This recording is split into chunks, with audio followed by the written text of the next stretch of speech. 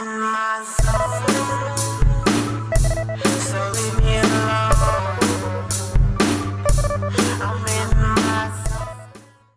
Hey, this is Zero at ReviewZoneHD doing a review of Elevator Action Deluxe, which was released in the PlayStation Store today. The original Elevator Action game was released back in 1983 and was pretty popular back then, although I never actually played it as I was only 2 years old when the game was released. The basis of the game was that you were a spy that had to sneak around inside of a building, which conveniently has a lot of elevators across each level. The challenge is you're being chased by other enemy agents as you're trying to collect this spy intel out of the red doors. Luckily, this new remake of the classic does also include that old 1983 version of the game. Let's find out if this new one is worth picking up or not.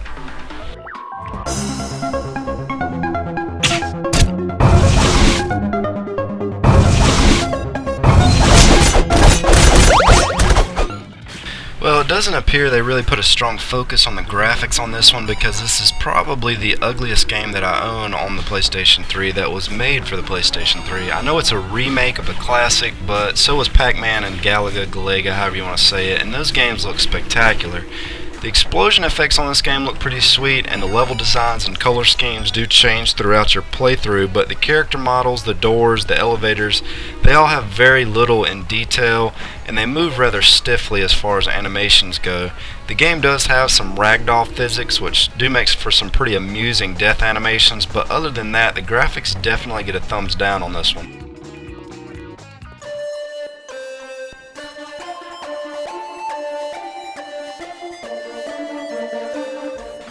As far as creativity goes, this is where the game really stood out to me. When I first sat down to play it, I thought it was a pretty standard cut and dry, what you see is what you get, but the further I got into the game, the more I realized how much each stage was evolving with new enemies, new weapons, and more complex and puzzling ways to get through the level.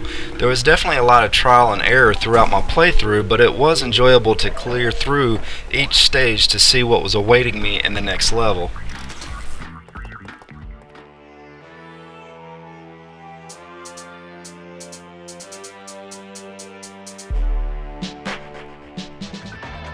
Just glancing over the trophies that I can see that aren't hidden, there is one in particular that really stood out to me, and that is one that requires you to kill 2,000 enemies.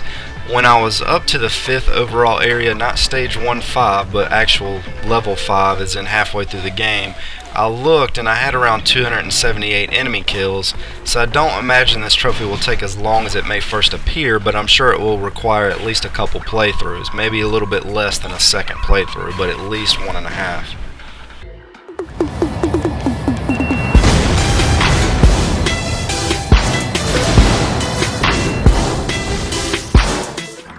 This was definitely a tough game for me personally to review, because I don't like games that have you running on a timer, and I much prefer to have the freedom to just lazily play through my games. But timer aside, there were a lot of moments I did enjoy in this game, and there were some that wanted me to put the controller down and do a very long facepalm. There are a lot of cheap ways to die, and controls definitely take some time to get used to on here. The jumping move has to be done well before you get to the edge of a ledge, and just going up and down the staircases can be a bit tricky because you have to be in the exact spot the game wants you to be in. I'm not afraid to let you guys know as well, I got nothing but bronze medals my entire way through my first day on this game. In some levels it seemed as if I had beaten it rather quickly with no deaths, and I still received a bronze. So the perfectionists out there will definitely have their work cut out for them if you're going to go after all the gold medals on here. But as far as if you should buy this game or not will come down to if you're a fan of the original game or not.